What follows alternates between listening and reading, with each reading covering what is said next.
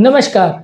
आज हम बात करेंगे यदि किसी व्यक्ति को लूज मोशंस या डायरिया है तो वैसे व्यक्ति को क्या क्या चीज़ें करनी चाहिए जिससे डायरिया की फ्रीक्वेंसी कम हो जाए और लूज मोशन को कंट्रोल करने में कुछ हद तक उनको मदद मिले। डायरिया के पेशेंट, खासकर अगर किसी को हार्ट का प्रॉब्लम है या अगर किसी को बीपी का प्रॉब्लम है, उनको क्या स्पेशल चीज़ें ध्यान रखने की ज़रूरत है जिससे कि उनकी कंडीशन ना बिगड़े, या किसी को अगर किडनी का तकलीफ है तो और क्या चीज़ों का ध्यान रखने की आवश्यकता है। आज इन चीज़ों पर बात करेंगे। टॉपिक पर जाने से पहले जो लोग हमारे चैनल पर नए हैं उन्हें रिक्वेस्ट करूंगा कि चैनल को सब्सक्राइब करें, वीडियोस को लाइक और शेयर करें।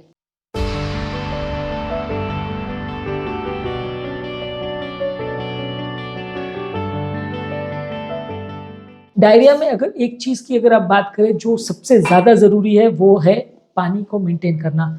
डायरिया में सबसे ज़्यादा प्रॉब्लम जो होती है वो डिहाइड्रेशन रिलेटेड होती है। जब बॉडी डिहाइड्रेटेड हो जाती है तो ब्लड प्रेशर कम हो जाता है, ब्लड प्रेशर कम हो जाता है तो किडनी पर असर पड़ता है। नॉर्मल किडनी वाला व्यक्ति भी अक्यूट किडनी फेलियर में जा सकता है।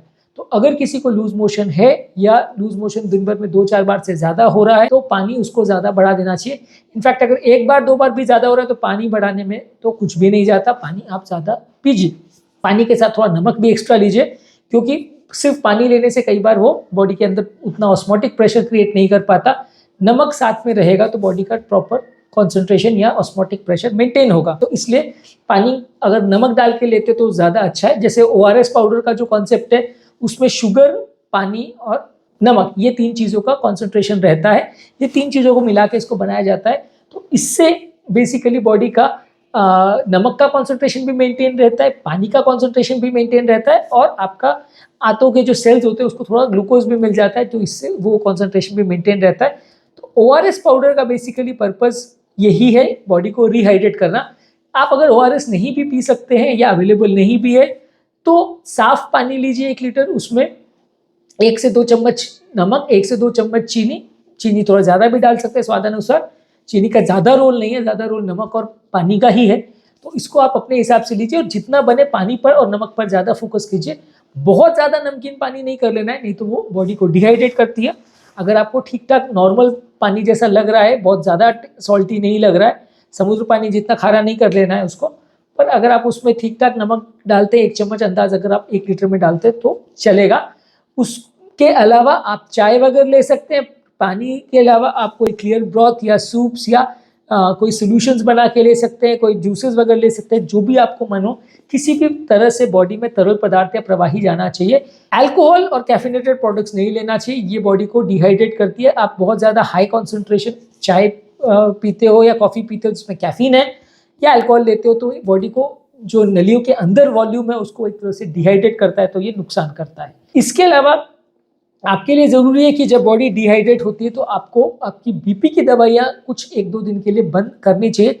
ये सबसे इंपॉर्टेंट टिप है जो किडनी के पेशेंट्स को, ब्लड प्रेशर के पेशेंट्स को और हार्ट के पेशेंट को ध्यान रखने की ज़रूरत है, क्योंकि ये सारे ही पेशेंट को ब्लड प्रेशर की दवाइयाँ चल रही होती है और जब लूज मोशन चालू होता है तो लोग अपनी दवाइयाँ लेते रहते हैं और फिर सडन किडनी फेलियर के साथ हॉस्पिटल आते हैं, जब उनकी कंडीशन इतनी बिगड़ भी जाती है कि उनको डायलिसिस पे लेना पड़ता है और जान बचाना भी कभी कभी मुश्किल हो जाता है। तो आप इसको बिल्कुल ध्यान रखिए कि जैसे ही बॉडी डिहाइड्रेट होती है, अगर बीपी लो हो रहा है तो किडनी फेलियर में जा सकता है। वैसे टाइम आपकी जो ब्लड प्रेशर की दवाइयाँ हैं उनको पहले से आप मार्क करके रखिए कि ये ब्लड प्रेशर की दवाइयाँ हैं, उसको आप उस टाइम पे बंद कर दें 1-2 दिन के लिए तो अच्छा है। उसके बाद बीपी को रीचेक करें, अगर बीपी ठीक आ गया तो वापस से रीस्टार्ट कर सकते हैं। इसके अलावा थोड़ा सादा खाना खाएं जो कि इजीली डाइजेस्टेबल हो, जैसे कि केला, चावल, एप्पल सॉस और टोस्ट। इसका कॉम्बिनेशन को ब्रैट डाइट बोलते हैं, यानी बनाना, राइस, एप्पल सॉस जूस और टोस्ट। ये कॉम्बिनेशन वेस्टर्न कंट्रीज़ में काफ़ी रिकमेंड किया जाता है। ये रेडिली अवेलेबल मार्केट में भी रहता है डायरिया के लिए।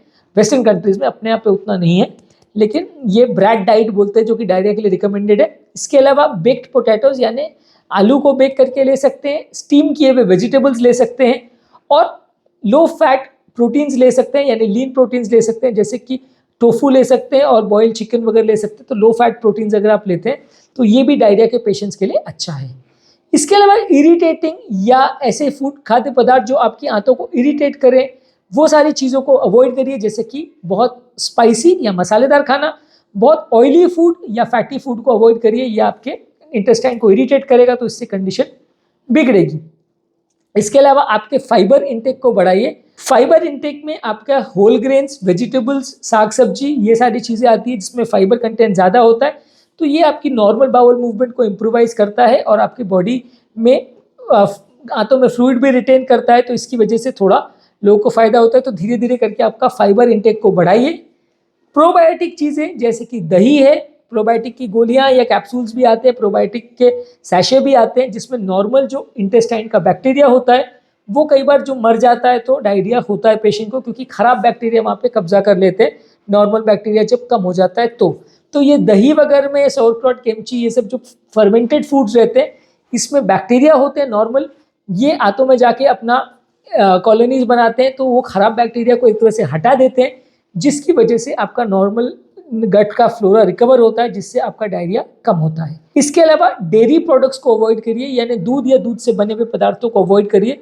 दूध से बने हुए पदार्थ कई बार लोगों को लैक्टोज इंटॉलरेंस करते हैं, जिससे लोगों का डायरिया बिगड़ सकता है। तो दूध से बने हुए पदार्थों को अवॉइड करिए।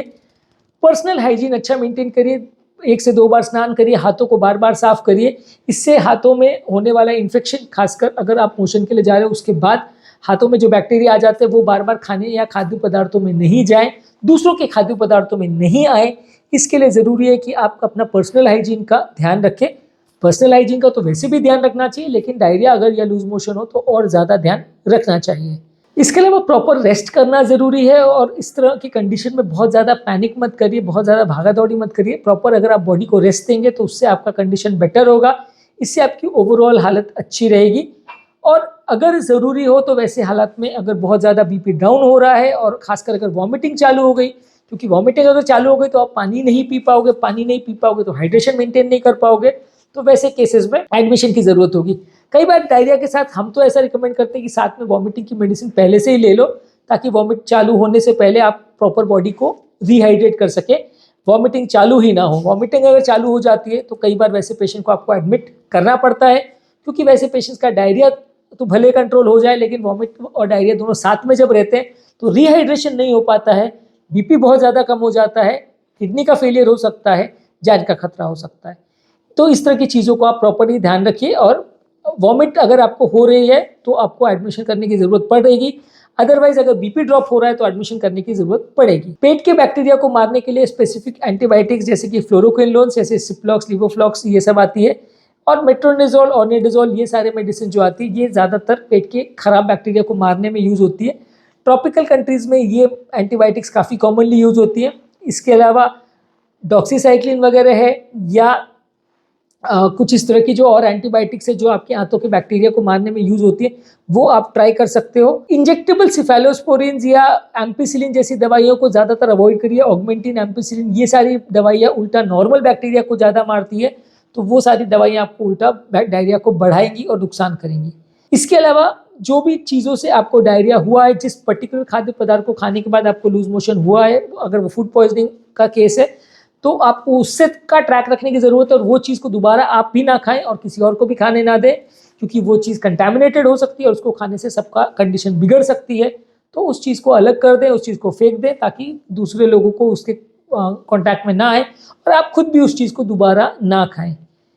इसके अलावा आपके पेट को भी आराम दें। बहुत ज़्यादा हेवी खाना उस समय मत खाइए। बहुत ज़्यादा हेवी खाना अगर आप खाते हैं तो उसकी वजह से भी लूज मोशन बढ़ सकते हैं। थोड़ा थोड़ा खाना बीच बीच में खाइए। पानी पर ज़्यादा फोकस करिए, हाइड्रेशन पर ज़्यादा फोकस करिए, नमक पर ज़्यादा फोकस करिए, लेकिन अपने पेट को बहुत ज़्यादा ओवर स्ट्रेस या ओवर स्ट्रेच ना करें, ऐसे में आपकी कंडीशन बिगड़ सकती है। लूज मोशन जब हो जाए तो उस समय अपना नॉर्मल खाना पूरी तरह से बंद नहीं करना चाहिए, थोड़ा थोड़ा खाना चाहिए और उसके बाद धीरे धीरे करके अपना नॉर्मल डाइट पे आ जाना चाहिए। इस प्रोसेस में जैसे जैसे लूज मोशन कम होते जाए वैसे वैसे आप अपना नॉर्मल डाइट को इम्प्रोवाइज कर सकते हो, और उसकी तरह से आपके कंडीशन को जैसे जैसे नॉर्मल हो जाए तो आपका नॉर्मल डाइट पे आप पूरी तरह से आ सकते हो। तो उसमें थोड़ा ग्रेजुअल रिकवरी रखें, पर बहुत फास्ट अपनी चीज़ों को चेंज ना करें। और साथ में सपोर्टिव मेजर्स भी आप ले सकते हो कि अगर किसी को पेट में दर्द हो रहा है तो पेट का दर्द का दवा ले सकते हैं, किसी को मसल क्रैम्प्स वगैरह हो रहे तो उसके लिए दवा ले सकते हैं, और अगर बहुत ज़्यादा तकलीफ हो तो उसके लिए आप हेल्थ केयर प्रोफेशनल या डॉक्टर से मिल सकते हैं, वो आपको बेटर वे में गाइड करेंगे। तो आज के टॉपिक में हमने बात करी, अगर किसी को लूज मोशन हो रहा हो तो क्या चीज़ें करनी चाहिए। स्पेशली हार्ट पेशेंट और ब्लड प्रेशर और किडनी के पेशेंट को अपनी बीपी की दवाइयाँ 2-4 दिन बंद रखनी चाहिए। पानी ज़्यादा लीजिए, दही वगैरह ले सकते हैं, नॉर्मल गट फ्लोरा ले सकते हैं, गट को रेस्ट दीजिए। सादा खाना ज़्यादा खाइए, ऑयली स्पाइसी ग्रीसी फूड ज़्यादा मत लीजिए, ताज़ा फल सब्जी वगैरह ज़्यादा खाइए, थोड़ा फाइबर कंटेंट बढ़ा सकते हैं, पेट को थोड़ा रेस्ट दीजिए, बहुत ओवर ईटिंग मत करिए, ज़्यादा तकलीफ हो या बीपी ड्रॉप हो, खासकर अगर वॉमिटिंग चालू हो जाए तो डॉक्टर से मिलिए और ज़रूरत पड़े तो एडमिट हो जाइए। टॉपिक एंड करने से पहले जो लोग हमारे चैनल पर नए हैं उन्हें रिक्वेस्ट करूँगा कि चैनल को सब्सक्राइब करें, वीडियोज़ को लाइक और शेयर करें। जो लोग हमारे चैनल पर लूज मोशन संबंधित या कॉन्स्टिपेशन संबंधित या पेट की प्रॉब्लम संबंधित वीडियोस देखना चाहते हैं तो गैस्ट्रोइंटेस्टाइनल डिसऑर्डर्स संबंधित हमने पूरा प्लेलिस्ट किया है, उसे आप चेकआउट करें, काफ़ी कुछ नया जानने और सीखने को मिलेगा। Thank you.